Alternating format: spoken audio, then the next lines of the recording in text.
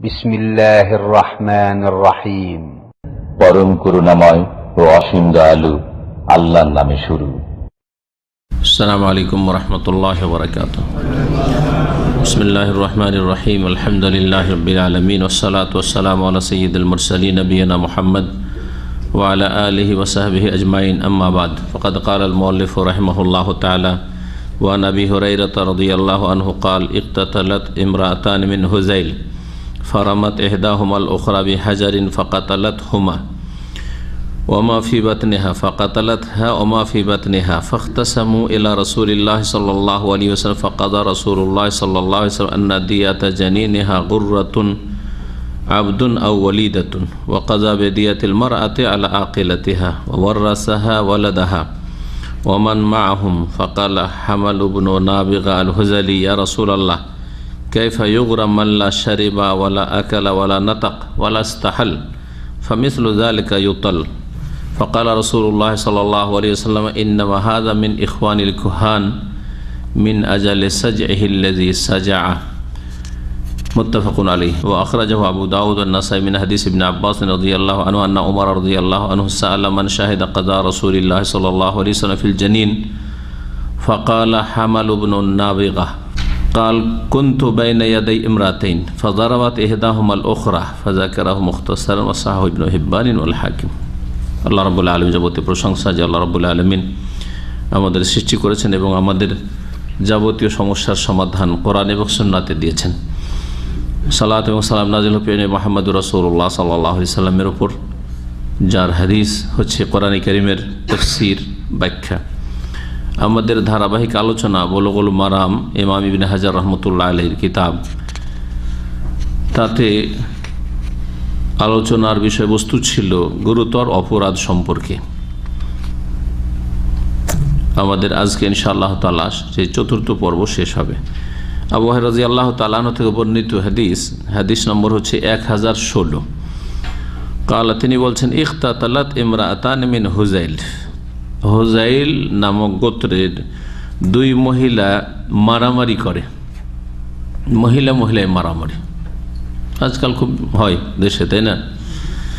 তখন এইরকম মারামারি হয়েছে, কম হইলেও দু একটা হইলেও এরকম ঘটনা ঘটেছে। হুযাইল বংশের দুই মহিলা মারামারি করে আপস। ইকতাতালা মানে হ্যাঁ, দুই দিক থেকে মারামারি, এও মারছে ও মারছে। আর কাতালা মানে খুন করা, এক পক্ষ থেকে খুন হওয়া। কাতালা মানে লড়াই করা। কাপ তালামি হচ্ছে মাদ্দা ধাতু, কিন্তু বাব আরবি গ্রামারে সার্ফে বাব পরিবর্তন হইলে অর্থ পরিবর্তন হয়ে যায়। চিন্তা করেন, কাতালা একতলো মানে হত্যা করা, কাতালা ইউকাতিলো মানে লড়াই করা। লড়াই করা তো দুই পক্ষ, লড়াই যুদ্ধ করা। আর ইখতাতালা ইয়াখতাতিলো বা ইফতাল থর মানে হচ্ছে মারামারি করা, দুই পক্ষ থেকে ওকে মারছে ওকে মারছে। কাত্তালা ইউকাতিলো তাকতিলার মানে টুকরো টুকরো করে হত্যা করা। বলছেন যে ইখতাতালাত ইমরাআতান মিন হুযাইল। হুযাইল নামক গোত্রের দুই মহিলা মারামারি করেছিল। হুযাইল গোত্র, এই গোত্রে ছিলেন প্রখ্যাত সাহাবী আব্দুল্লাহ বিন মাসউদ রাদিয়াল্লাহু তাআলা হুযাইলি। ফারামাত ইহদাহুমাল উখরা বিহাজারিন, এক মহিলা আরেক মহিলাকে এক পাথর দিয়ে আঘাত করেছিল। ফাকাতালাতহা, এক পাথর মারাতেই ওই মহিলাকে খুন করে। অমাফি বাতনি, আর ওর পেটে বাচ্চা ছিল সেটাকেও খুন করে, মানে গর্ভবতী ছিল। মহিলাও মারা যায়, মহিলার পেটের বাচ্চাও নষ্ট হয়ে মারা যায়। দুই অপরাধ, দুটো খুন হয়ে গেল একসাথে। ফাখতাসামু ইলা রাসূলিল্লাহ রাসূলুল্লাহ সাল্লাল্লাহু আলাইহি ওয়াসাল্লামের কাছে এই ঝগড়া বিবাদের বিচারের জন্য পৌঁছিলেন লোকেরা। ফাকাদা রাসূলুল্লাহ সাল্লাল্লাহু আলাইহি ওয়াসাল্লাম বিচার করলেন। কাদা থেকে হচ্ছে কাজী জজ, বিচারপতিকে বলা হয়। রাসূলুল্লাহ সাল্লাল্লাহু আলাইহি ওয়াসাল্লাম বিচার ফয়সালা করলেন যে আন্না দিয়াতা জানিনিহা, ওই মহিলার পেটে যে বাচ্চা ছিল তার দিয়াত মানে তার রক্তপণ, রক্তের মূল্য, রক্তের বিনিময় হচ্ছে গুররাতুন, একটি সুন্দর দাস অথবা দাসী। ওরা মানে হচ্ছে সাদা ফর্সা, এই জন্য সুন্দর অর্থ করলাম।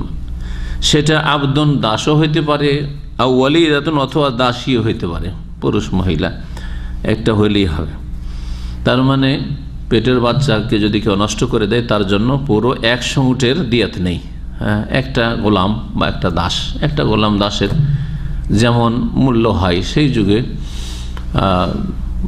সেই যুগের মতো মূল্য ছিল। এখন তো দাস নেই, তবে সরকার দেখবে যে এরকম আর্থিক, সেই যুগে গোলাম বিক্রি করা হতো, গোলাম বিক্রি করে একটা অ্যামাউন্ট আসতো, সেটা মোটামুটি বলা হয়েছে যে 5টা উটের সমান। হয়তো 5টা উট, আজকাল 5 কম 25,000 5,000 কম হয়তো উট নেই, জানা আছে রেট আজকালকার।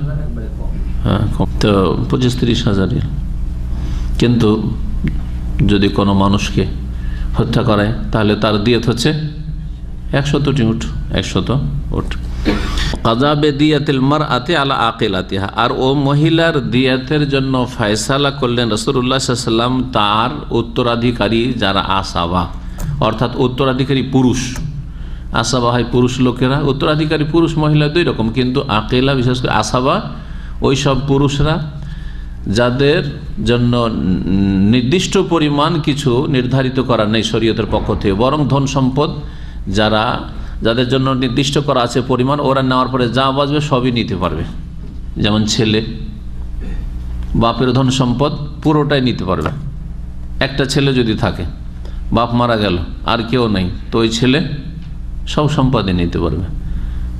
বাপ বেঁচে আছে, ছেলে মারা গেল, বাপ আর কেউ নেই, ওই ছেলের স্ত্রী নেই, ছেলে মেয়েও নাই, তাহলে বাপ সব ধন নিতে পারবে। এরা হচ্ছে আসাবা। বাপও নেই, ছেলেও নেই, ওপরেও নেই, নিচেও নেই, হ্যাঁ, মূলও নেই আর শাখাও নেই, কি আছে পাশেরগুলো আছে, মানে ভাই আছে, এক ভাই মারা গেল, ওর একটাই ভাই আছে আর কেউ নাই, সব ধন সম্পদ নিতে পারবে কি না? সব নিতে পারবে।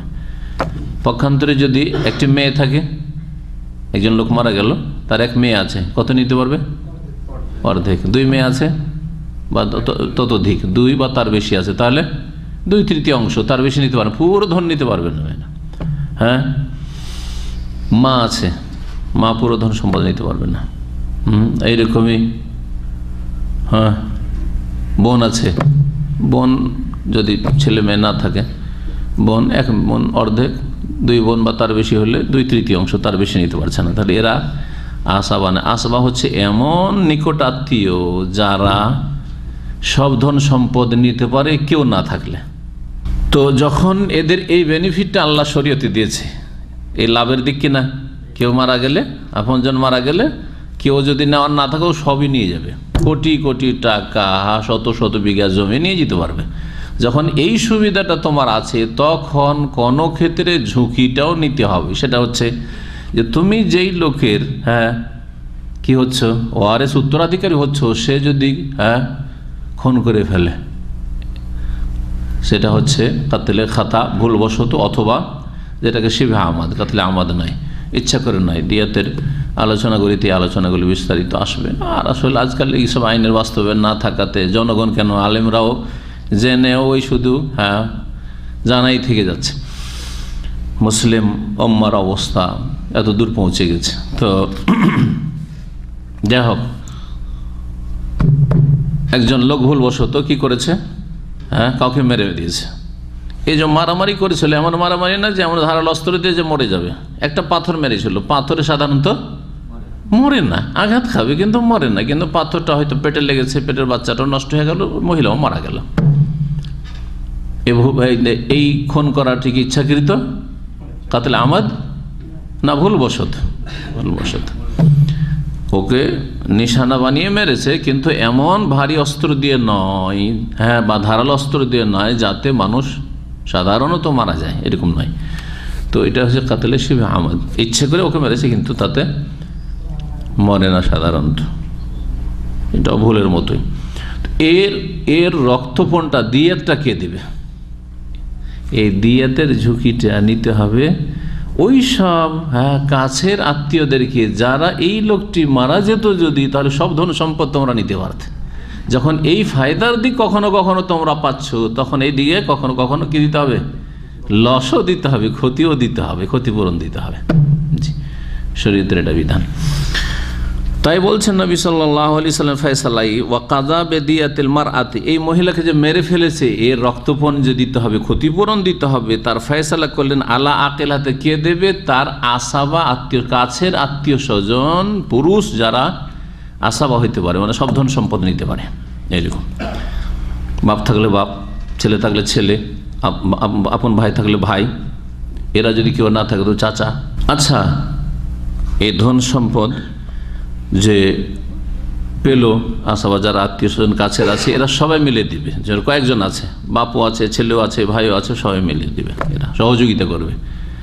নিকট আত্মীয়দের এইরকম ক্ষেত্রে সহযোগিতা করতে হবে, যাতে একা তার জন্য অনেক বোঝার বিষয় না হয়ে যায়, এবং তার থেকে তোমরা যখন উপকৃত হইতে পারছো বিশেষ বিশেষ অবস্থায়, তখন এখানে তোমাদেরকে ক্ষতিটা অস্বীকার করতে হবে বা সাহায্য করতে হবে। ওয়ারাসাহা ওয়ালাদাহা, আর ওই ধন সম্পদের ওই যে ধন সম্পদ, এটার মালিক কি হবে? ওর ছেলে ছিল, তো ছেলেকে ওয়ারিস বানিয়ে দেওয়া হলো, ওই যে দিয়েতের ওয়ারিস বানিয়ে দেওয়া হলো কাকে? ওই ছেলেকে। অমান মাহ, এবং তার সাথে যারা ছিল, ছেলে সবচেয়ে কাছের ছেলে, আর বাপ, ছেলে আছে আর বাপ আছে। একজন লোক মারা গেল, ওর বাপও আছে, ছেলেও আছে, তাহলে বাপ কতটা পাবে? এইখানে যখন ছেলে আছে, বাপ মাত্র 6/1 ভাগ পাবে, বোঝা গেছে? মাত্র 6/1 সদস্য। তারপরে বাকি অধিকাংশ ধন সম্পদটা কেউ পাবে? ছেলে সবটাই পাবে। কেউ না থাকলে তো সবই পেত। তো যখন ওর মৃতের বাপ, মাইয়েতের বাপ আছে, তখন বাপ 1/6 নেওয়ার পরে বাকি সবটা ওই ছেলে পাবে। তো ছেলেকে ওয়ারিস বানালো, আর তার সাথে যারা আরো আছে। ফাকাল হামাল ইবনু নাবেগ আল হোজালি, হোজাল গোত্রের নাবেগার ছেলে হামাল নামক এক লোক বলে, ইয়া রাসূলুল্লাহ, হে আল্লাহর রাসূল, কাইফা ইউগরাম, হোজাইল গোত্রের মহিলা খুন হয়েছে, আর হোজাইল গোত্রের মহিলা খুন করেছে, হ্যাঁ, আর ওই বাচ্চা পেটে নষ্ট করেছে। এখন আচ্ছা, ওই মহিলাকে মেরে দিলে তো মহিলা না হয় দিয়ে দেবে, কিন্তু এই পেটের বাচ্চাটা যে নষ্ট হয়েছে তার জন্য ক্ষতিপূরণ দিতে হবে কেন? ও এতরাজ করলো শরীয়তের বিধানের উপর, বললে কাইফা ইউগরাম, কিভাবে তাকে জরিমানা লাগানো হবে? গারামা, এখান থেকে গারামা, আজকাল ফাইন কি পেনাল্টিকে গারামা বলছে না, এখান থেকে শব্দগুলো এসছে যে কাইফা ইউগরাম। এই বাচ্চা যেটা পেটে ছিল, পেটের বাচ্চা যেটা নষ্ট করে দিয়েছে বা মরে গেছে পাথরের আঘাত খেয়ে, এর কেমন করে ক্ষতিপূরণ দেওয়া হবে? মাল্লা সারেব, অথচ সে এক ফোঁটা পানিও পান করেনি, দুনিয়াতে আসেনি, পেটেই আছে। ওয়ালা আকাল, কোনো খাবারও খায়নি। ওয়ালা না তাকা, কোনো কথাও বলেনি। ওয়ালা ইস্তাহাল, আর কান্না করে ওঠেনি। ইস্তাহাল্লা মানে হচ্ছে মায়ের পেটে ভূমিষ্ঠ হয়ে যে কোহা কোহা করে কান্না করে, ওইটাকে ইস্তাহাল্লা। যখন দুনিয়ার চোখই দেখেনি, পেটেই ছিল, মারা গেছে, দুনিয়াতে জীবিত আসতো, কে মৃত আসতো, তার তো খবরই নেই। তো এর কি করে ফাইন দিতে হবে? কি ফাইন ছিল? একটা গোলাম অথবা দাসী, দাস অথবা দাসী। সেই লোক বলছে মিসলু যালিকা ইউতাল, অথবা মিসলু যালিকা বাতাল, দুরকম। এইরকম অবস্থায় যদি কোনো বাচ্চা নষ্ট হয়ে যায়, তো এটা তো বাতিল হওয়া উচিত, মানে এর কোনো ক্ষতিপূরণ না হওয়া উচিত। এই কথা বলেছিল এই লোকটি। রাসূলুল্লাহ সাল্লাল্লাহু আলাইহি ওয়াসাল্লাম তখন বলেছিলেন, ইন্নামা কানা হাযা মিন ইখওয়ানিল কুহান, এই নিশ্চয়ই এই লোকটি গণকদের ভাই হবে। এই হামল বিন নাবেগা সম্পর্কে বলছে এই লোকটি গণকের ভাই। কেন? মিন আজালে সাজইহিল্লাযী সাজা। ঠিক আছে, সে হয়তো প্রশ্ন করেছে, তার উত্তর যে ছেলেটা তো পেট থেকে ভূমিষ্ঠও হয়নি, কথাও বলেনি, কিছু খায়ও নি, পানও করেনি, আর ওর জন্য একটা গোলাম, দাস বা দাসী দিতে হবে, জরিমানায়। কথা তো এটা বলেছিল, যদি শরীয়তের আপত্তি না থাকে, এর যদি জিজ্ঞেস করে যে কেন দিতে হবে বা কী জন্য দিতে হবে, এমনি সাধারণভাবে জিজ্ঞেস করে, জিজ্ঞাসা তো ছিল একটা। কিন্তু উপরন্তু সেই ব্যক্তি ওই ছন্দযুক্ত বাক্য প্রয়োগ করেছিল, আর ছন্দযুক্ত কথা রাসূলুল্লাহ সাল্লাল্লাহু আলাইহি ওয়াসাল্লাম পছন্দ করতেন না। অনিচ্ছাকৃত কারো যদি বেরিয়ে যায়, ওটা জায়েজ আছে, ঠিক আছে, কিন্তু তাকাল্লুফ করে, মানে বানিয়ে বানিয়ে চেষ্টা করে বলা, যেমন কবিরা করে, অথবা এইরকমই যারা ছন্দ ছন্দ কথা বলা পছন্দ করে, তারা বানাবার চেষ্টা করে, আগে ওই সম্পর্কে চিন্তা করে যে আমি কেমন করে এইরকম কথা বলবো। নবী সাল্লাল্লাহু আলাইহি ওয়াসাল্লাম বললেন যে এ তো মনে হচ্ছে যে গণক জ্যোতিষীদের ভাই মিন আজালিসে। কেন জ্যোতিষীদের ভাই বললেন? তার এই ছন্দ বিশিষ্ট কথার জন্য। আল্লাজি সাজা, যেই ছন্দ বিশিষ্ট কথা ওই ব্যক্তি বলেছিল। বুখারী মুসলিমের হাদিস। আবু দাউদ, নাসাই, আব্দুল্লাহ বিন আব্বাস রাদিয়াল্লাহু তাআলা আনহুমা থেকে বর্ণিত। আগেরটি ছিল আবু হুরায়রা থেকে এই ঘটনায়। আন্না ওমর রাদিয়াল্লাহু আনহু সাআলা মান শাহাদা কাযা রাসূলুল্লাহ ফিল জানিন।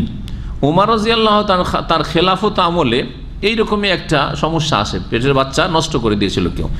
তখন জিজ্ঞাসা করলেন ওই সব সাহাবাই কেরামদেরকে যারা রাসূলুল্লাহ সাল্লাল্লাহু আলাইহি ওয়াসাল্লামের ফয়সালার সময় উপস্থিত ছিলেন, সাহাবাই কেরাম, যে বাচ্চা কারো নষ্ট করে দিলে রাসূলুল্লাহ সাল্লাল্লাহু আলাইহি ওয়াসাল্লাম কি ফয়সালা দিয়েছেন ক্ষতিপূরণ হিসাবে। ফিল জানিন, পেটের বাচ্চার ক্ষেত্রে। কাল, তখন বর্ণনাকারী বলেন ফাকামা হামল নাবেগা, নাবেগার ছেলে হামাল, এই ব্যক্তি দাঁড়িয়েছিল রাসূলুল্লাহ সাল্লাল্লাহু আলাইহি ওয়াসাল্লামের বিচার ফয়সালার সময়, আর বলেছিল ফাকাল কুনতু বাইনা ইয়াদাই ইমরাতাইনি, আমার দুই স্ত্রী ছিল। এই যে দুই মহিলা, হোজাইল গোত্রের দুই মহিলাতে মারামারি চলছিল না, এই দুটো সতীন ছিল, সতীনের মারামারি। আসলে এই হাদিস দ্বারা, আগের হাদিস মনে হচ্ছে দুই মহিলা মানে ওই গোত্রের দুই মহিলা, বোঝা যাচ্ছিল না যে দুই মহিলার সম্পর্কটা কি ছিল আপোষের। কিন্তু এখানে বলা হচ্ছে যে আমি ছিলাম দুই মহিলার মাঝখানে, এদিকে এক মহিলা এদিকে এক মহিলা। তার মানে কি? মানে আমার দুই স্ত্রী, ঠিক না? দুটো স্ত্রী আছে, একটা এদিকে একটা এদিকে। হ্যাঁ, এই বলে বুঝাতে চাইছে যে আমার দুই স্ত্রী ছিল, দুটোই ছিল হোজাইল বংশের। আর আরবদের এটা আগে থেকে প্রাচীন যুগ থেকে চলে আসে, এখনও ওইটাই আছে যে নিজের বংশ ছাড়া বাইরে বিয়ে করতে যাবে না। বিয়ে করলে এদেরকে কি করা হয় জানেন? হ্যাঁ, একবার যেটা বলে সামাজিকভাবে বয়কট করা হয়। সামাজিক বয়কট করাকে আমাদের দেশে একটি কি ভাষা বলে? হ্যাঁ, এক ঘরে করা, এক ঘরে করা। সামাজিক বন আমাদের দেশে বলে, সামাজিকভাবে বন্ধ করা ওকে, ওর সাথে লেনদেন চলাফেরা কথা কিছু দেওয়া না, কিছু চলবে না, এসব করে। সামাজিক বিচারগুলিতে আমাদের সেই সব করতো এককালে। আর জুলুম অত্যাচারও করতো, কিছু ভালোও করতো আর বেশিরভাগই খারাপ করতো, জুলুম অত্যাচার করতো। এখনও চলে আসছে হয়তো গ্রামগঞ্জে।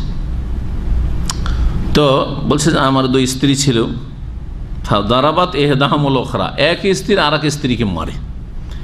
আর যে স্ত্রীকে মারে ওর পেটে ছিল বাচ্চা, দেয় বাচ্চা নষ্ট করে, আর ওই স্ত্রীও মারা যায়, সতীনও মারা যায়। ফাজাকারাহ মুখতাসারান, তারপরে আব্দুল্লাহ ইবনে আব্বাস রাদিয়াল্লাহু তাআলা ঘটনাটি সংক্ষিপ্ত এখানে বর্ণনা করেছেন। আর নবী করিম সাল্লাল্লাহু আলাইহি ওয়াসাল্লাম এই ফয়সালা করেছেন যে পেটের বাচ্চার ক্ষতিপূরণ হিসাবে একটা দাস অথবা দাসী দেওয়ার বিষয়ে। এই হাদিসটিকে ইমাম ইবনে হিব্বান এবং ইমাম হাকিম সহিহ বলেছেন, যেটি আবু দাউদ নাসাইতে রয়েছে। আর আগের যেটা ছিল সেটা তো বুখারী মুসলিমে রয়েছে। হাদিস থেকে যেসব মাসাইলগুলি আমরা জানতে পারলাম প্রায় স্পষ্ট। বুখারীতে এই মর্মে আরেকটি হাদিস রয়েছে আবু হুরায়রা রাদিয়াল্লাহু তাআলা আনহু থেকে, আন্না রাসূল আল্লাহ সাল্লাল্লাহু আলাইহি ওয়াসাল্লাম কাযা ফি জানিন ইমরাতিন মিন বানি লাহিয়ান বিগুররাতিন আবদিন আও আমাতিন। রাসূলুল্লাহ সাল্লাল্লাহু আলাইহি ওয়াসাল্লাম এক মহিলার পেটের বাচ্চা নষ্ট করে দেওয়ায় যে বিচারটি করেছিলেন লাহিয়ান গোত্রের, বানু লাহিয়ান, কি বিচার করেছিলেন সেটা ছিল বেগুররাতিন, একটি সুন্দর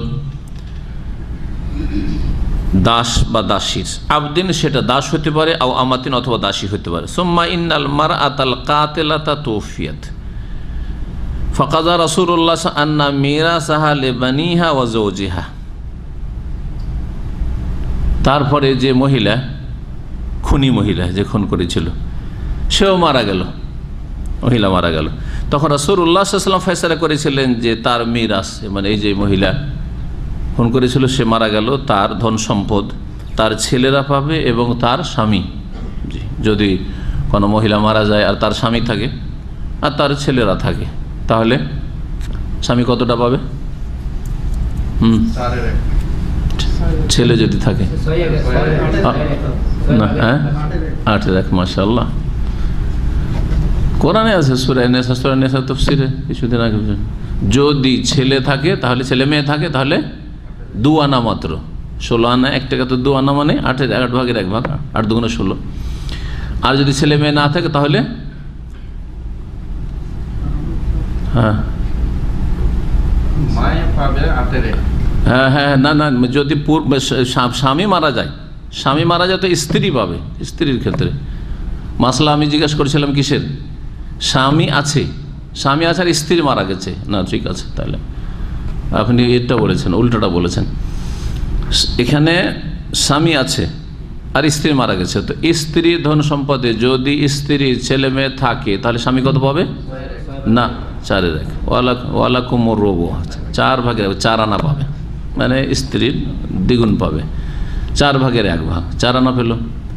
আর যদি ছেলে মেয়ে না থাকে, ওয়ালাকুম নিসফু মা তারাকা আজওয়াজুকুম, তোমাদের স্ত্রীরা যা ছেড়ে যাবে তার অর্ধেকটা পাবে। তাহলে স্বামী হয়েও পুরো ধন সম্পদ স্ত্রী পাবে না। স্ত্রীর ধন সম্পদ আছে, কোটি কোটি টাকার মালিক, হ্যাঁ, আর স্ত্রীর ছেলে মেয়ে নেই, মারা গেল, স্বামী কতটা পাবে? অর্ধেকের বেশি কিছু পাবে না। বাকি অর্ধেক সব চলে যাচ্ছে কোথায়? মহিলা, ওর বাপ পাবে। ওর বাপ থাকলে সব বাপ নেবে, জি। ওর বাপ না থাকলে ভাইরা নেবে, ভাইরা পাবে। তো এখানে এটা আছে। আর যখন মহিলা যখন ওয়ারিস হবে স্বামীর, তখন যদি যে মৃত মাইয়েত পুরুষ, ওর যদি ছেলে মেয়ে থাকে তাহলে হ্যাঁ, মহিলা কত পাবে? 2 আনা, মানে 8/1। আর সমন যেটাকে বলা হচ্ছে। আর যদি ছেলে মেয়ে না থাকে তাহলে রবো, হ্যাঁ বললাম যে অর্ধেক, বললাম না, 4/4 আনা পাবে। ইনশাআল্লাহ আমাদের আকীদা ওয়াসিতিয়ার ধারাবাহিক আলোচনা মঙ্গলবার শেষ হলে আমরা মিরাসের ফারাইজ আলোচনা করব, কারণ ফারাইজ সম্পর্কে কিছুটা অন্তত জানা দরকার, যাতে করে অন্তত আপনার পরিবারে কিছুটা আপনি জানা থাকে।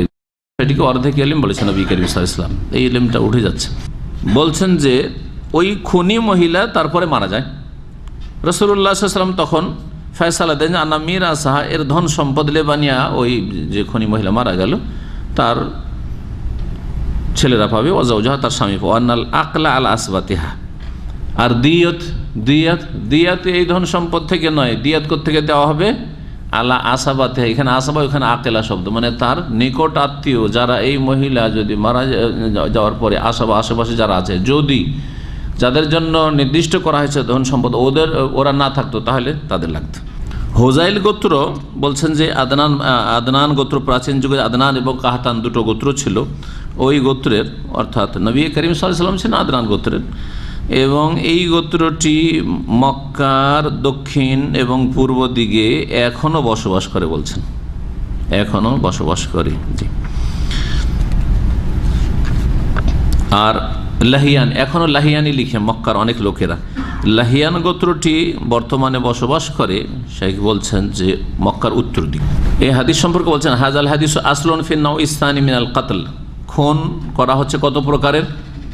খুন করা হচ্ছে 3 প্রকার। ইচ্ছাকৃত কাতলে আমাদ, আর একটা হচ্ছে ভুলবশত, আর একটা হচ্ছে ইচ্ছা করে মেরেছে কিন্তু এমন অস্ত্র দিয়ে যাতে সাধারণত মানুষ মারা যায় না। তো বলছেন যে এই হাদিসটি হচ্ছে আসলুন ফিন নাও ইসতানি মিনাল কাতল, খুনের দ্বিতীয় প্রকার সম্পর্কে দলিল। সেটা হচ্ছে শিবহুল আমাদ, ইচ্ছাকৃত মারা, কিন্তু এমন কোন অস্ত্র দিয়ে না যাতে মারা যায়। ও আইয়াকসুদ আল জানিউল জিনায়াতা বিমা লা ইয়াকতুলু গালিবান, অপরাধ করলো বা আঘাত করলো এমন কিছু দিয়ে যাতে সাধারণত খুন হয় না। কাল কাতল বিল হাজারি, ছোট পাথর দিয়ে মারা, অথবা ছোট হালকা লাঠি দিয়ে মারা। ফাহুকমু হাযা নাও মিনাল কাতল ওয়া তাগলিজুদ দিয়াত আলাল কাতিল ওয়ালা ইউকাদ। জি, এখানে দিয়াত দিতে হবে, এবং শক্ত দিয়াত, যেটা ভারী মূল্যবান ওটগুলি রয়েছে, যার বিস্তারিত আলোচনা দিয়াতের অধ্যায় রয়েছে, দিতে হবে, কিন্তু এতে কেসাস হবে না, মানে হত্যার বদলে হত্যা হবে না। কেসাস একমাত্র ইচ্ছাকৃত, যদি এমন কোনো অস্ত্র দিয়ে খুন করে যাতে সাধারণত মানুষ মারা যায় তাহলে। আন্না দিয়াতা শিবহিল আমাদ ওমিসলাহুল খাতা তখন আলা আকিলাতিল কাতিল। আর শিবে আমাদ ইচ্ছা করে হালকা অস্ত্র দিয়ে মারা যাতে মানুষ মারা যায়, অথবা ভুলবশত যদি কাউকে লেগে যায় আর মারা যায়, এই দিয়ত কাকে লাগবে? তা কোনো আলা আকিলাতিল কাতিল, খুনি ব্যক্তি যার হাতে খুন হয়েছে তার আত্মীয় স্বজন, নিকট আত্মীয়দের ওপর ফরজ হবে। তারা কারা? ওহম যকুর মিন আসাবাতিহি আল কারিবুন ওয়াল বাইদুন, পুরুষ লোকেরা, মহিলাদের উপর না, মহিলা নিকট আত্মীয়দের উপর না, যারা পুরুষ নিকট আত্মীয় অথবা দূরের হইলেও তারা আসা বাবা, দূরের হইলেও কাছের লোক না থাকলে তারা ওয়ারিস হইতে পারবে। যদিও এখন হয়তো ওয়ারিস হতে পারছে না, কাছের আছে সেই জন্য একটু দূরে হওয়ার কারণে ওয়ারিস হচ্ছে না। দাদার ওয়ারিস নাতিরা হবে কি না? হবে না। দাদার ওয়ারিস নাতিরা, মানে ছেলের ছেলেরা হবে না? হবে না, হবে আবার হবেও না, হবে আবার হবে না। কখন হবে না? যেমন ছেলে বেঁচে আছে, হ্যাঁ, বাপ নাই কিন্তু চাচারা আছে, কাছের লোক আছে, তো চাচারা যখন আছে এই জন্য পেল না, আড় সৃষ্টি করে দিল। কিন্তু চাচার নেই আর বাপও নেই, তাহলে দাদার ধন সম্পদ ওই রকমই পাবে যেমন, হ্যাঁ, দাদার ছেলেরা মানে ওর বাপ চাচারা যেরকম পেত। তো এরা দূরের হইলেও কোনো সময় পাচ্ছে না, কিন্তু কোনো সময় আবার সবটাই পাওয়ার সুযোগ আছে। তারপরে বলছেন যে এই যে দাস অথবা দাসীর মূল্য কত ছিল, বলছে ওয়াকাদ্দার আল ফুকাহা ও কিমাত হাযিহিল কুররা, এই যে সুন্দর একটা দাস অথবা দাসীর মূল্য অনুমান করেছেন ফুকাহায়ে কেরাম বে-খামসি মিনাল, 5 উটের সমান, 5 উটের সমান। ছন্দ বিশিষ্ট বাক্য বলা কি একেবারে না জায়েজ? এটা একটা মশলা এখান থেকে। কারণ নবী করিম সাল্লাল্লাহু আলাইহি ওয়াসাল্লাম ওই লোকটিকে বললেন যে এই তো মনে হচ্ছে যে গণক জ্যোতিষীদের ভাই, ছন্দ বিশিষ্ট। হ্যাঁ, আমরা অনেক সময় কথায় কথায় বলি না, নবী করিম সাল্লাল্লাহু আলাইহি ওয়াসাল্লাম মাঝে মধ্যে বলেছেন, কিন্তু মানে আসছে না, তবু চেষ্টা করে, একটা প্রাকৃতিকভাবে এমনি বেরিয়ে যাচ্ছে, হ্যাঁ, কথা বলতে বেরিয়ে যাচ্ছে, অনিচ্ছাকৃত চলে আসছে, অসুবিধা নাই, কিন্তু এর জন্য চেষ্টা করে টেনে টুনে আপনার ছন্দ বানাবার চেষ্টা করা, এটা নিন্দনীয়। এই জন্য নবী করিম সাল্লাল্লাহু আলাইহি ওয়াসাল্লাম বেশ কিছু দোয়াতে ছন্দ আছে, দোয়া, যেমন একটি দোয়া আছে, আল্লাহুম্মা ইন্নী আউযু বিকা মিন ইলমিন লা ইয়ানফা ওয়া মিন কলবিন লা ইয়াখশা ওয়া মিন নাফসিন লা তাশবা ওয়া মিন দুআইন লা ইউসমা, সবগুলো আইন দিয়ে শেষ আছে দোয়া নবী করিম সাল্লাল্লাহু আলাইহি ওয়াসাল্লাম। সহিহ মুসলিমে আছে, হে আল্লাহ তোমার আশ্রয় গ্রহণ করছি এমন বিদ্যা থেকে যা উপকারে আসে না, অপকারী, ওয়া কাউলিন লা ইয়াসমা, বা এমন কথা বা এমন দোয়া যা শোনা হয় না, কবুল হয় না, এমন অন্তর যা বিনীত হয় না, লা ইয়াখশা, আর এমন মন, নফস, লা তাশবা, যা পরিতৃপ্ত হয় না, খাই মিটে না। আল্লাহ আমার নফস যেমন এরকম না।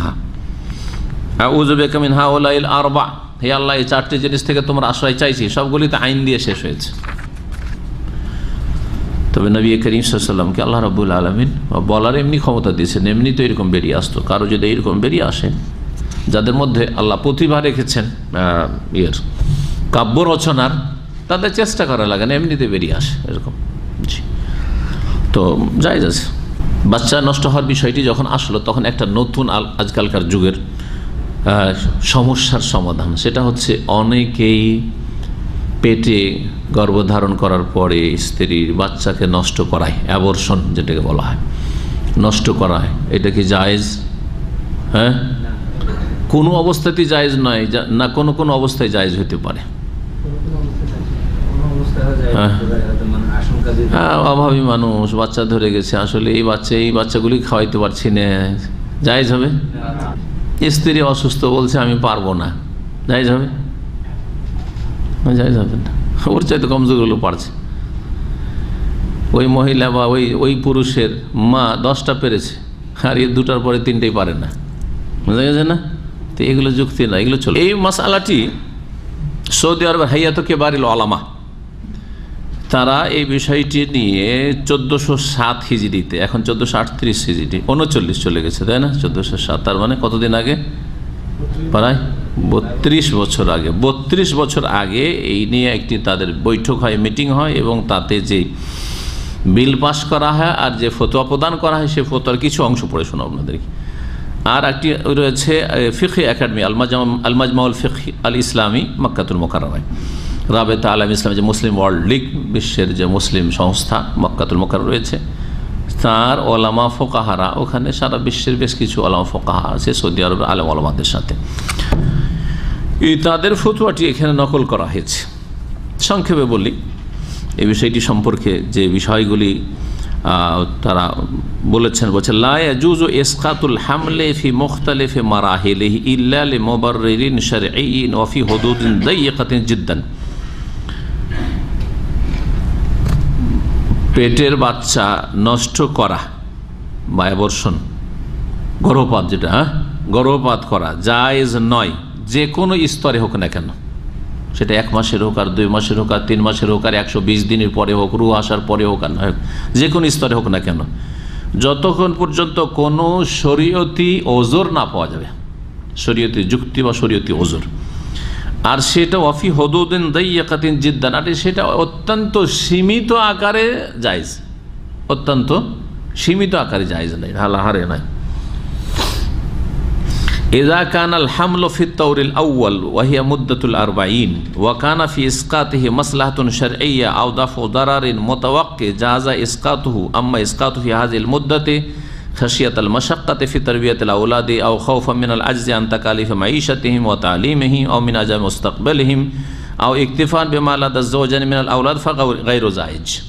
বলছেন যে যদি প্রথম অবস্থায় থাকে, গর্ভ একেবারে প্রথম অবস্থায়, অর্থাৎ ফি মুদ্দাতিল আরমাই, প্রথম 40 দিনে, প্রথম 40 দিন আছে, প্রথম 40 দিন পুরা হলে কি হয়? 40 দিনে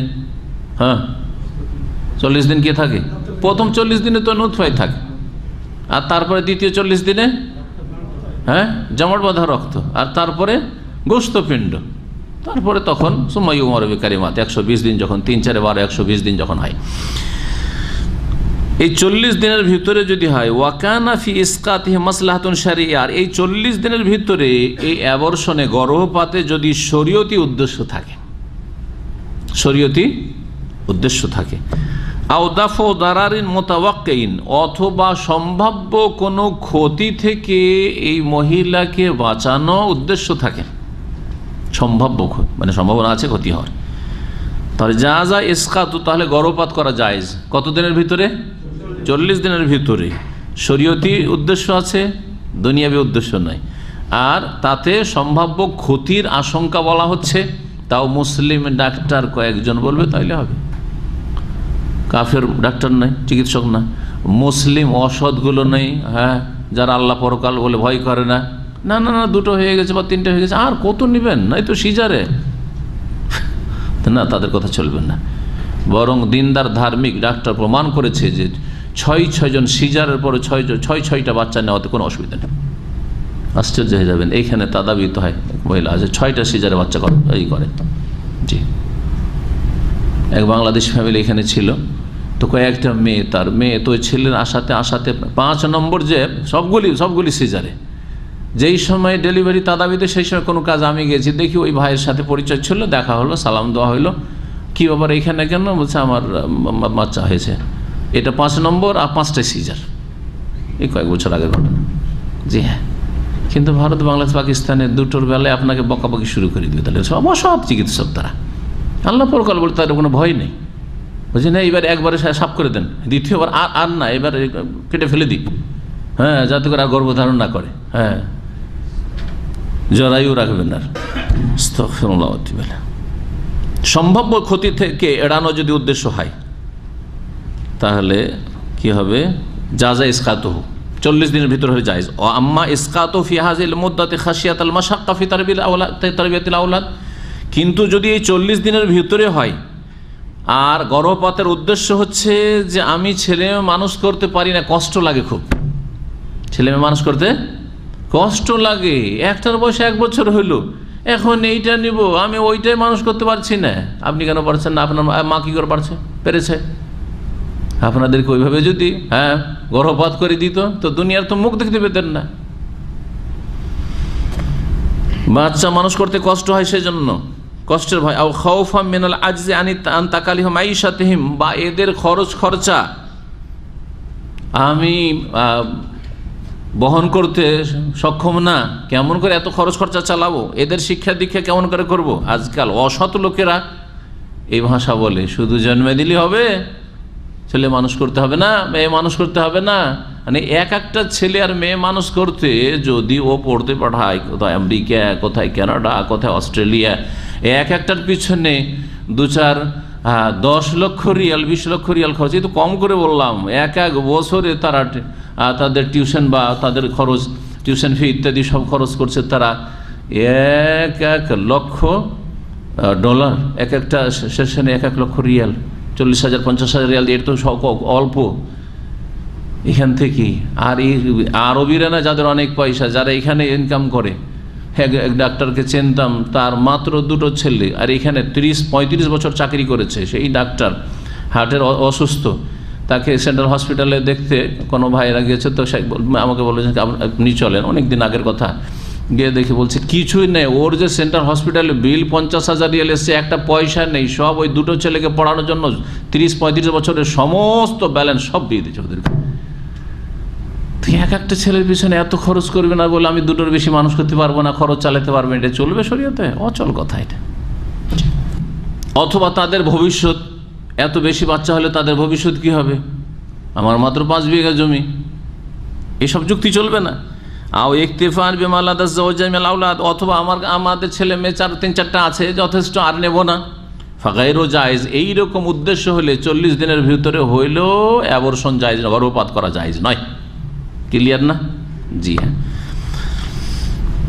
3 নম্বর বলছেন লা ইয়াজুজু ইসকাতুল হামল ইযা কানা আলাকা ও মুদগাহ, গর্ভপাত জায়েজ নয় যখন সেটা জমাট বাঁধা রক্তে পরিণত হবে, মানে দ্বিতীয় 40-এ চলে এসছে, 40 থেকে নিয়ে 80-র ভিতরে আছে, 80 দিনের ভিতরে।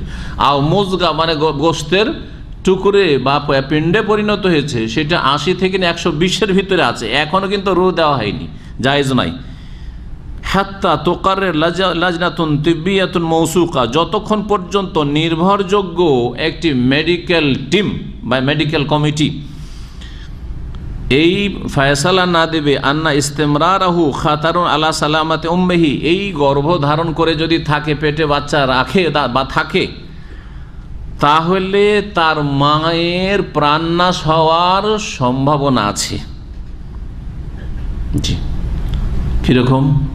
এই বাচ্চা যদি 2-4-8 মাস 10 মাস থাকে, বা বাচ্চা আসার 8-10 মাস যা লাগে এই সময়টি থাকে, ইউকসা আলাইহিল হালাক মিন ইস্তেমরারিহি, এই গর্ভধারণ করে থাকলে মায়েরই মরে যাওয়ার কি রয়েছে, সম্ভাবনা রয়েছে।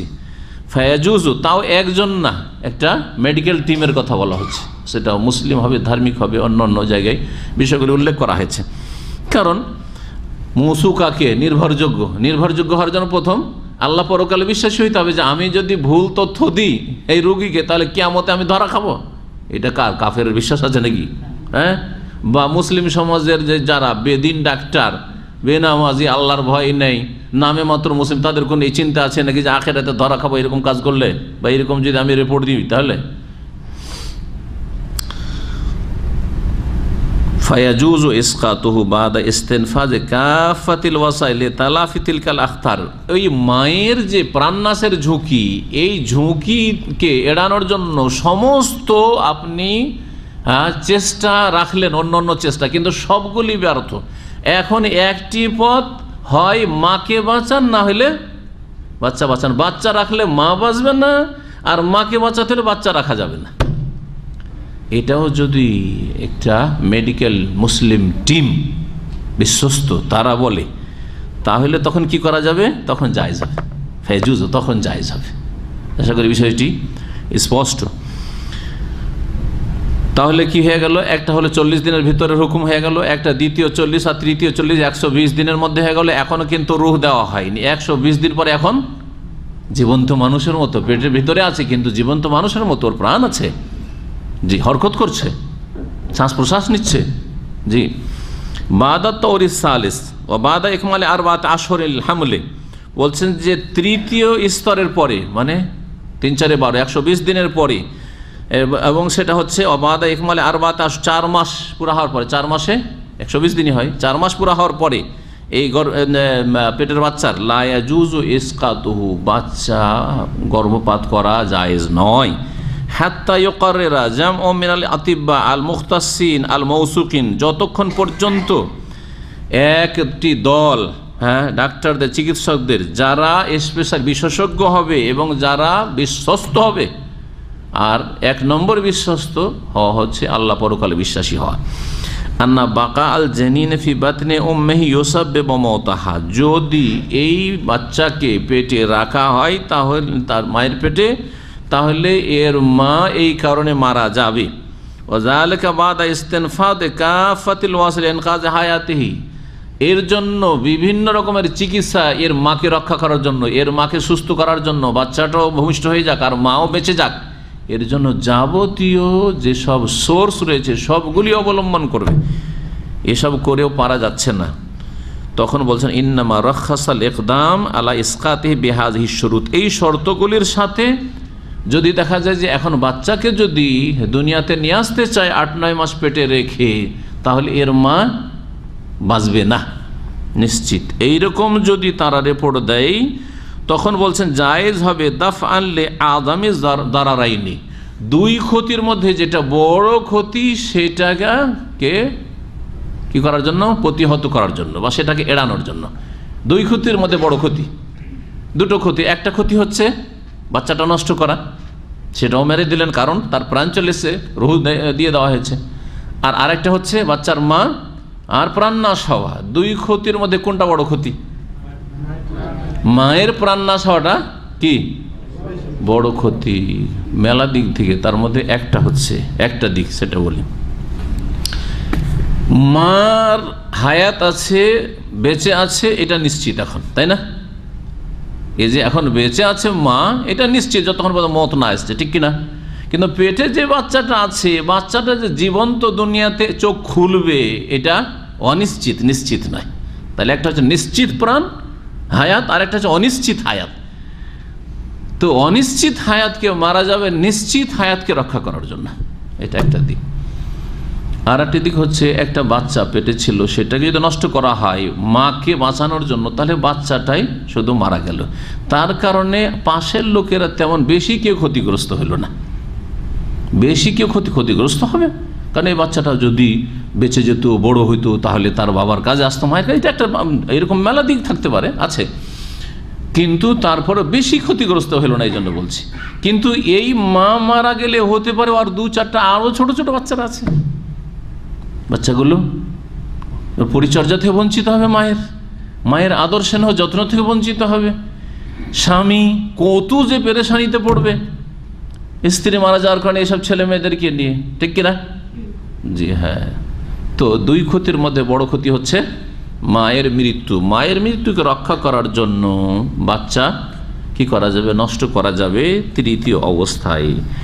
আশা করি বিষয়টি একেবারে স্পষ্ট। সুতরাং এই বিষয়ে অত সহজ মনে করবেন না যত সহজ আজকালকার মুসলিমরা মনে করেছে। এখানে এক ভাই আছে, আমার মনে হয় এখনও আছে, মাঝে মধ্যে দেখা হয়ে যায় জামে মসজিদে। আজকে থেকে 8-10 বছর আগে স্বামী স্ত্রী এসছে ইসলামী সেন্টারে, আসার পরে কি কান্নাকাটি, বাচ্চা পেটে রাখবে না, 4 মাসে বাচ্চা হয়ে গেছে, 120 দিন হয়ে গেছে। ও চাই কোনো রকম করে আমার মুখ দিয়ে একটু হালাল হয়ে হইল, কারণ বাচ্চা আর 1 বছরের মতো একটা বাচ্চা আছে, দুধ খাচ্ছে, ওইটার জন্য এখন এই বাচ্চা রাখবে না।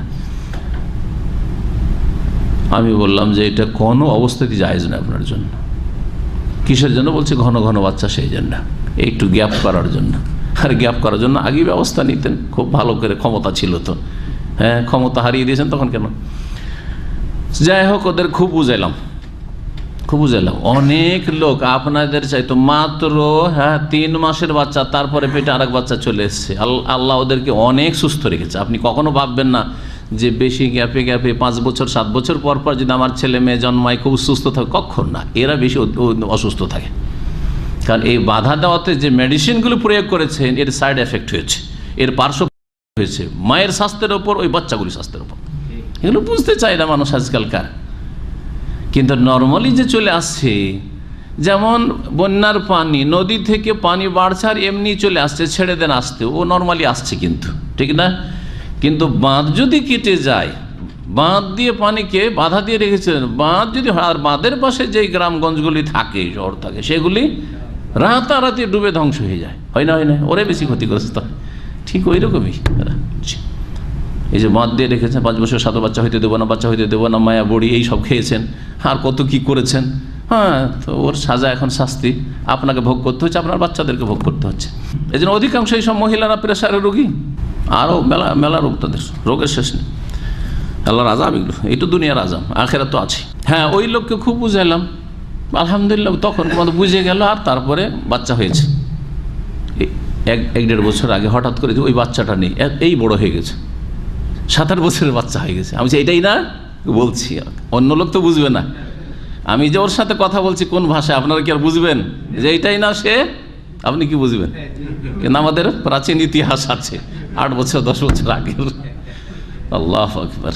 জি হ্যাঁ, আমি বললাম যে দেখেন এখন কত সুন্দর ফর্সা আর কত সুন্দর ছেলেটা একেবারে। হ্যাঁ, বললাম যে এত সুন্দর ছেলে, সুবহানাল্লাহ। আমি একটু ইঙ্গিতই করলাম শুধু। ওই বাচ্চা তো জানতে পারে। আচ্ছা, এই বাচ্চা তো যদি কোনো জানতে পারে যে আমাকে মারার জন্য আমার বাপ মা আপ্রাণ চেষ্টা করেছে কিন্তু মারতে পারেনি, তাহলে ও বাপকে খেতে দেবে? ও মাকে খেতে দেবে? এক দানা দেবে না, ঠিক না? চিন্তা করেন আপনি এগুলো। সুবহানাল্লাহ। কোনো বাচ্চা যদি জানতে পারে আমার বাপ মা আমাকে খুব মারার চেষ্টা করেছে কিন্তু গর্ভপাত করাতে পারেনি, চেষ্টা করেছে, ওষুধ খেয়েছে, নষ্ট করার চেষ্টা করেছে। অনেক মহিলারা গাছ খায়, কি করে, কিন্তু বাচ্চা নষ্ট হয় না, আল্লাহ দিবে, উপায় নেই ওর। হ্যাঁ, জি হ্যাঁ, বিদ্বেষ আর শত্রুতা জন্মে যাবে ছেলের মেয়ের অন্তরে, যে এত বড় জালেম তোর আমাকে দুনিয়া আসতে দিছিলি না, কিয়ামতের দিন ধরবে না? আরে ও না হয় গায়েব জানে না, আল্লাহ তো জানে, সেই দিন ধরিয়ে দেবে যে তোর বাপ মাই কাজ করেছিল, তোকে আসতে দিচ্ছিল না। তখন যদি বিচার চেয়ে নেয় আল্লাহর কাছে, ওয়াইজাল মাউদাত সুইলাত বিআইয়ি যামবিন কুতিলাত।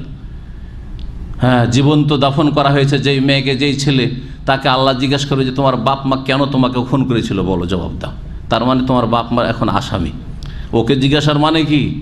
যেমন আমরা দুজনকে ডেকে, একজন অপরাধী আর একজন অপরাধ করা হয়েছে, যার পর অপরাধ করেছে, তোমাকে কেন মারলো এই লোক? তা আসল উদ্দেশ্য হচ্ছে একে শাসন করা। কেন মারলো তোমাকে?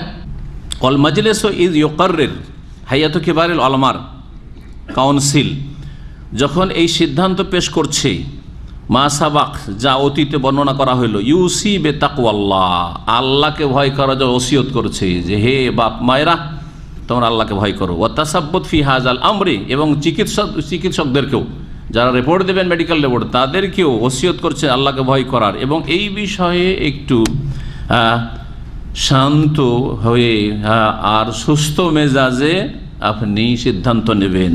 আল্লাহর নাফরমানি করবেন না, জুলুম অত্যাচার করবেন না, খুনি হয়ে আল্লাহর সামনে হাজির হবেন না। তাও নিষ্পাপের খুনি, নিষ্পাপ ব্যক্তির খুনি, ছেলে মেয়ের খুনি, হ্যাঁ, মাসুমদের খুনি, যারা দুনিয়ায় আসতে চাই আর আপনি আসতে দিতে চান না। আল্লাহ যেন এইরকম অসৎ লোকদেরকে হেদায়েত দান করেন এবং আমাদেরকে এইসব পাপাচার থেকে বেঁচে থাকার তৌফিক দান করেন।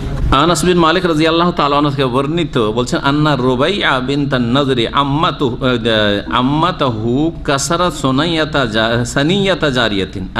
আন্না রুবাইয়া বিনতান নজরি আম্মাতাহু কাসারাত সানিয়াতা জারিয়াতিন ফাতালাবু ইলাইহাল আফওয়া ফাআবাউ ফাআরাজুল আরশা ফাআবাউ ফাতাউ রাসূলুল্লাহ সাল্লাল্লাহু আলাইহি ওয়াসাল্লাম ফাআবাউ ইল্লাল কিসাস ফাআমারা রাসূলুল্লাহ সাল্লাল্লাহু আলাইহি ওয়াসাল্লাম বিল কিসাস ফাকাল আনাস বিন নাযর ইয়া রাসূলুল্লাহ আতুকসারু সানিয়াতা রুবাই লা ওয়াল্লাযী বাআসাকা বিল হক লা তুকসারু সানিয়াতুহা ফাকাল রাসূলুল্লাহ সাল্লাল্লাহু আলাইহি ওয়াসাল্লাম ইয়া আনাস কিতাবুল্লাহ আল কিসাস ফারাদিয়াল কওম ফাআফু ফাকাল রাসূলুল্লাহ সাল্লাল্লাহু আলাইহি ওয়াসাল্লাম ইন্না মিন ইবাদিল্লাহ মান লাউ আকসামা আলাল্লাহি লা আবাররাহু মুত্তাফাকুন আলাইহি ওয়াল লাফযু লিল বুখারী।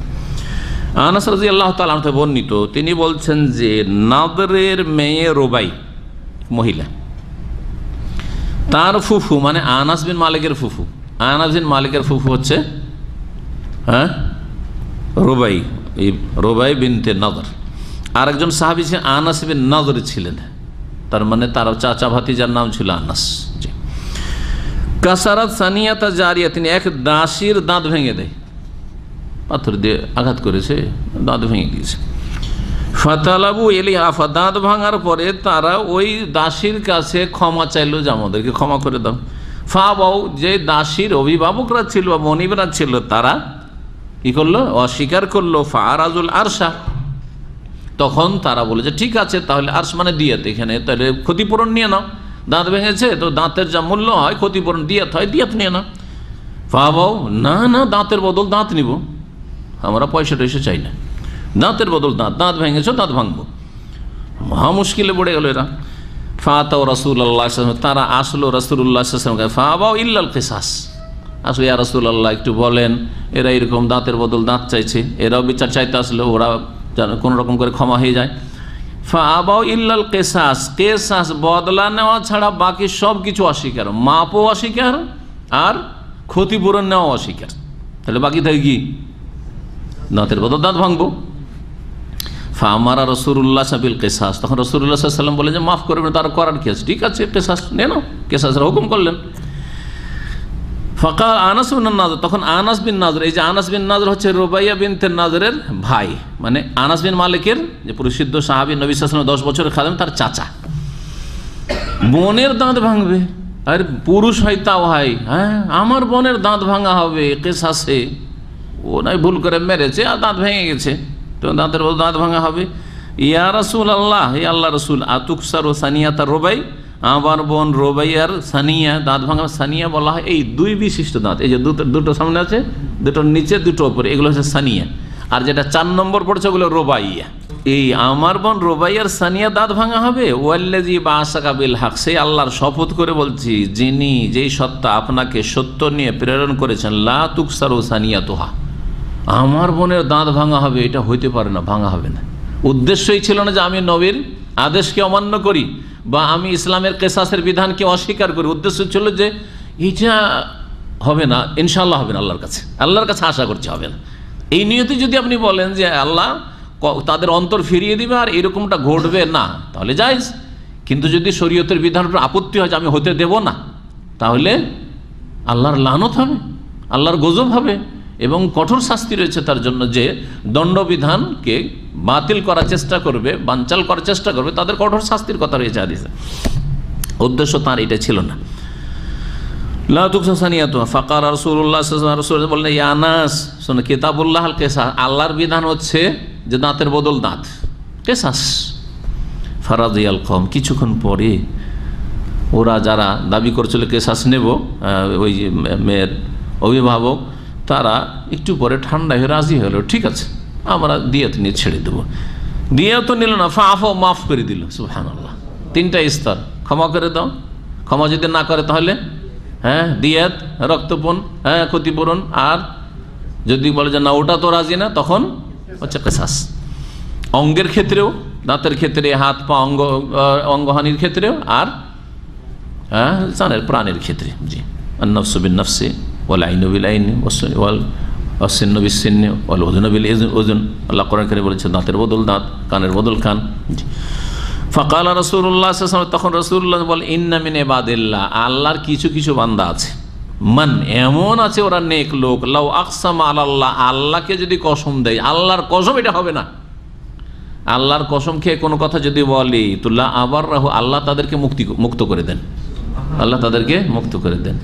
আল্লাহর নেক বান্দা কোনো আল্লাহর কাছে ভালো আশা নিয়ে যদি কিছু বলে যে আল্লাহ এটা হবে, আল্লাহ তুমি করো এটা, তা আল্লাহ শুনে নেন।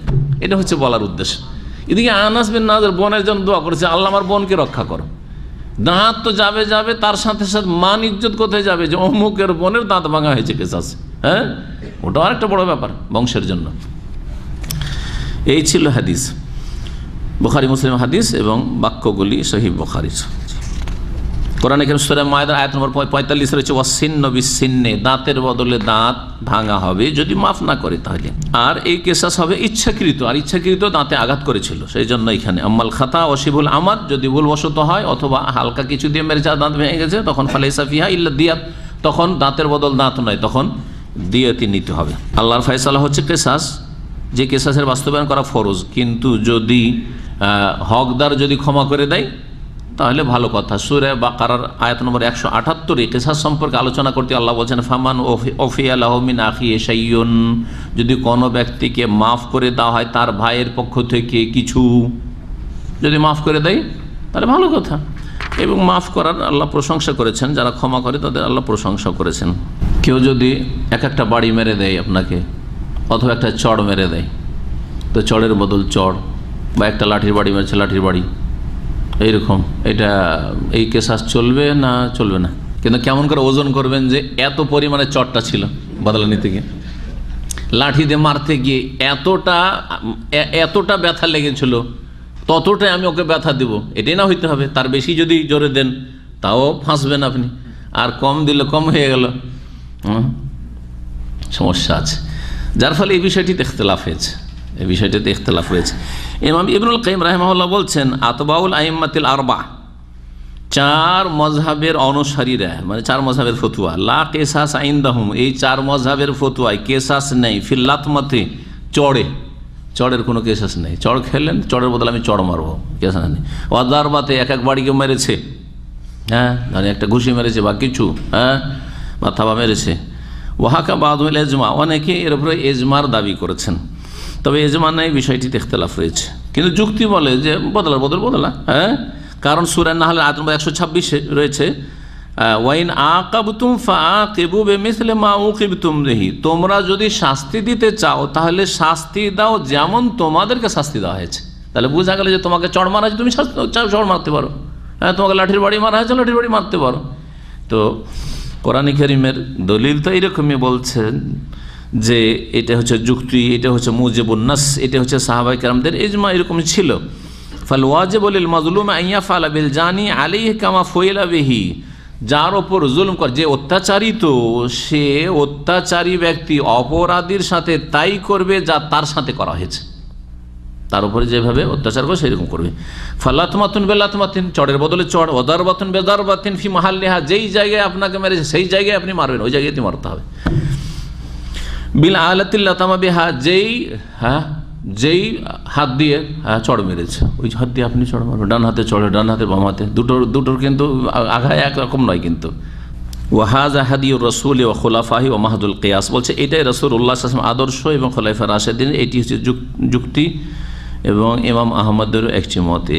কিন্তু তারপরেও ফতোয়া চার মাযহাব এরকম রয়েছে যে এগুলোতে যেহেতু ওজন করা যায় না, যে কত জোরে মারলে সমান হবে, কি জানি বেশি না হয়ে যায়, সেজন্য তাদের ফতোয়াটাই। ওয়ান ইবনে আব্বাস রাদিয়াল্লাহু আনহুমা কাল রাসূলুল্লাহ সাল্লাল্লাহু আলাইহি ওয়াসাল্লাম মান কুতিলা ইম্মিয়ান আও রিম্মিয়ান বিহাজারিন আও সাউতিন আও আসান ফাআকলু আকলুল খাতা ওয়া মান কুতিলা আমদান ফাহুয়া কাওয়াদুন ওয়া মান হালাদুন ফাআলাইহি লানাতুল্লাহ। হাদিস নম্বর 1018, আব্দুল্লাহ বিন আব্বাস রাদিয়াল্লাহু তাআলা আনহু থেকে বর্ণিত, বলছেন যে রাসূলুল্লাহ সাল্লাল্লাহু আলাইহি ওয়াসাল্লাম বলেন, মান কুতিলা ইম্মিয়ান, কেউ যদি অজ্ঞাতভাবে নিহত হয়, মানে অজ্ঞাত ব্যক্তির পক্ষ থেকে কোন দিক থেকে এসে লাগলো, কি আর কার অস্ত্র দিয়ে লাগলো, কার তীর এসে লাগলো বা কার অস্ত্র এসে লাগলো জানে না, মারামারি চলছে এদিক থেকে, যে যাকে পারে মারছে। আমা মানে অন্ধ, ওখান থেকে, হ্যাঁ, অজানা ব্যক্তির পক্ষ থেকে কেউ যদি নিহত হয়, আর রিম্মিয়ান অথবা হাজারিন, অথবা পাথর মারামারি, পাথর ছোঁড়াছুড়ি, এই দিক থেকে পাথর ছড়ছে, গ্রামে গঞ্জে লড়াইগুলো দেখেছেন না, এরাও পাথর ছড়ছে ওরাও পাথর ছড়ছে। আও সাউতিন, অথবা চাবুকের মারামারি, চাবুক দিয়ে, চাবুকে সাধারণত মরে না কিন্তু ওতে মারা গেল। আও আসান, অথবা লাঠিতে। আকলহু আকলুল খাতা, এর দিয়াত হচ্ছে ভুল বশত হত্যার দিয়াত, মানে এতে কিসাস চলবে না। কারণ যে নিহত হয়েছে তাকে কে মেরেছে নির্দিষ্ট করে বলতে পারবেন যে এই লোকটির অস্ত্রে বা তীরে মারা গেছে, বলা মুশকিল। চারিদিক থেকে তীর ছুটে আসছে, হ্যাঁ, বা অস্ত্র বর্ষিছে, পাথর বর্ষিছে, অথবা চাবুক মারছে, ও মারছে, কার আঘাতে যে মরল, একটা লোক তার মধ্যে মরে পড়ে আছে, বলা মুশকিল কার আঘাতে এই লোকটি মারা গেছে। সুতরাং এখানে কি চলবে না, কিসাস চলবে না, এখানে ভুলের দিয়ত দিতে হবে। কোতেলা আমাদান বা আমদান, কাউকে যদি ইচ্ছাকৃত খুন করা হয়, ফাহুয়া কাওয়াদুন, তাহলে তাতে কিসাস রয়েছে। এই ইচ্ছা করে একজন মানুষ দেখা যাচ্ছে ওই লোকই ধারালো অস্ত্র দিয়ে বা এমন ভারী অস্ত্র দিয়ে আঘাত করলো আর সাথে সাথে মারা গেল, তারপরেই সাথে সাথে মরুক অথবা পরে মরুক, কিন্তু মারা গেল তার আঘাত, আর কেউ তার উপর আঘাত করেনি, তাহলে এতে কিসাস। ওমান হালাদুনাহু, আর এই কিসাসের বাস্তবায়নে কেউ যদি আড় হয়ে দাঁড়ায়, মানে বাস্তবায়ন করতে বাধা সৃষ্টি করে, ফাআলাইহি লানাতুল্লাহ, ওর উপর আল্লাহর অভিসম্পাত লানত রয়েছে, আল্লাহ রহমত থেকে বঞ্চিত করবেন কেউ যদি আল্লাহর বিধান কায়েম করতে বাধা সৃষ্টি করে। আজকাল আল্লাহর বিধান কায়েম না থাকলে এইরকম অনেক সময় সাজা শাস্তি হতে বাধা সৃষ্টি করে, অনেকেই করে না, আইনের ক্ষেত্রে গিয়ে ওখানে গিয়ে, হ্যাঁ, এদিক সেদিক ঘুরিয়ে দেয়, হ্যাঁ, দোষীকে নির্দোষী সাব্যস্ত করে, দোষকে হালকা করে দেয়। এই কাজগুলি বিশেষ করে উকিলদের কাজ, অধিকাংশ উকিলের রুজি এই জন্য হারাম।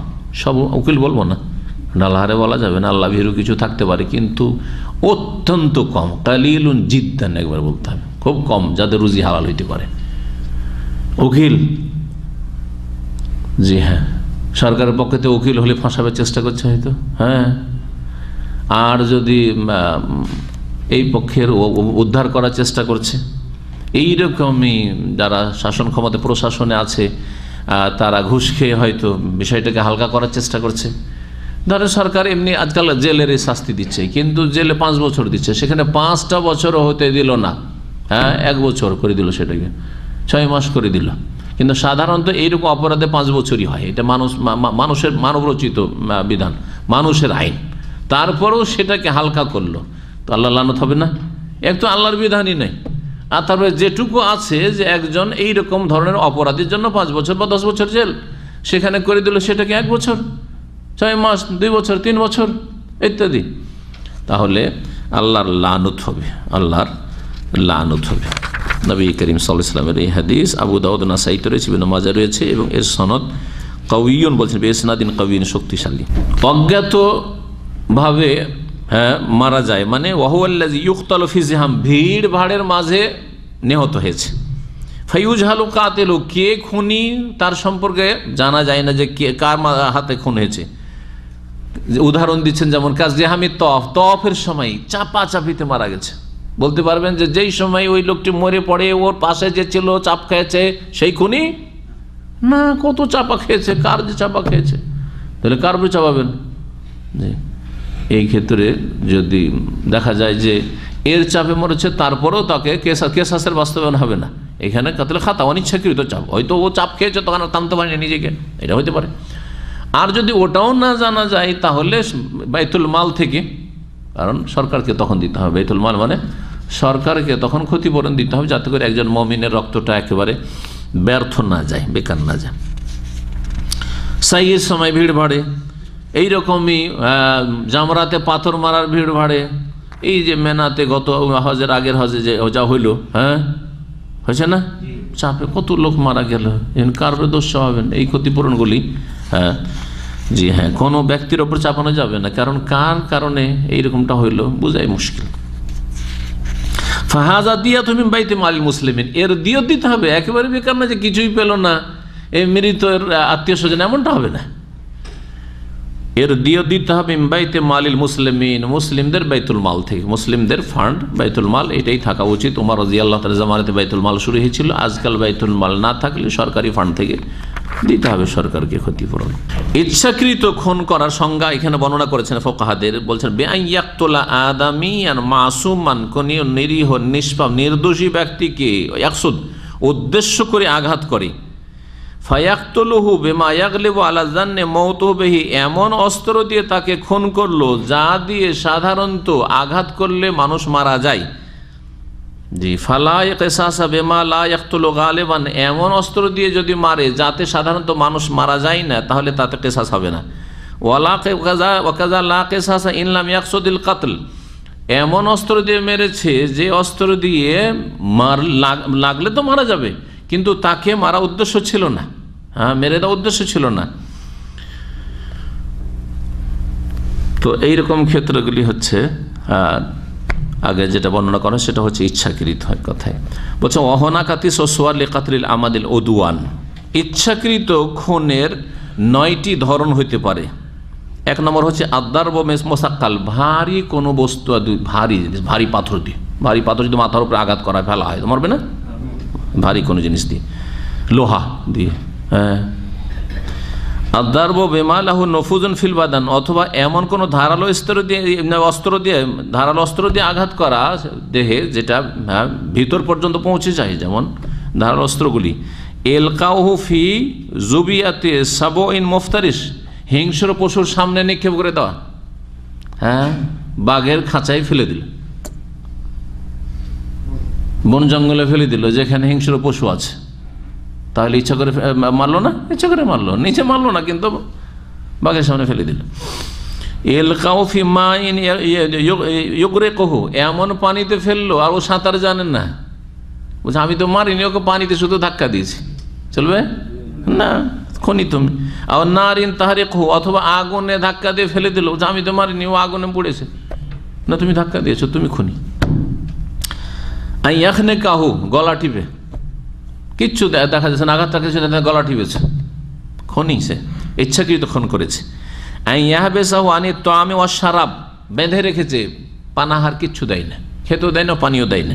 ফায়ামুত জুয়ান, খিদার তাড়নায় মারা গেছে, আও আতশান, অথবা পিপাসিত হয়ে মারা গেছে, ফি মুদ্দাতিন ইয়ামুতু ফিহা গালিবান, এতদিনের মধ্যে যতদিনে সাধারণত পিপাসায় মারা যায়। একজন পানি ছাড়া অনুমান আছে কিছু? 3 দিন, আল্লাহ আলম। আর ক্ষুধায় থাকতে পারে, ক্ষুধায় হয়তো 5-7 দিনও থেকে যেতে পারে, হ্যাঁ, কিন্তু পিপাসায় যে 3 দিনও পার করা মুশকিল আছে। যে বেঁধে রেখেছে, যার খেতেও দেয়নি, পানিও দেয়নি, তাহলে সে খুনি। যে বেঁধে রেখেছে, মারিনি।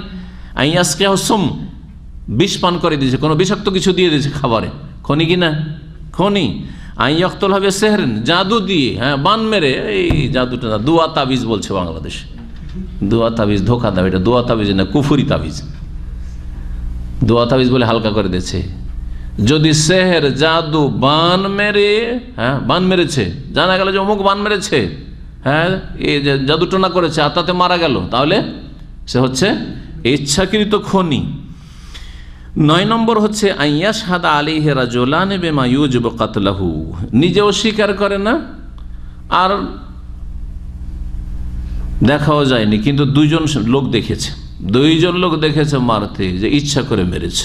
2জন লোক যদি সাক্ষী দিয়ে দেয় যে হ্যাঁ এই লোকই মেরেছে, তাহলে তাকে খুন করা হবে, স্বীকার করুক আর নাই করুক, খুন করা হবে। সাল্লাল্লাহু আলাইহি ওয়া সাল্লাম নবিয়ানা মুহাম্মদ ওয়া আলা আলিহি ওয়া সাহবিহি।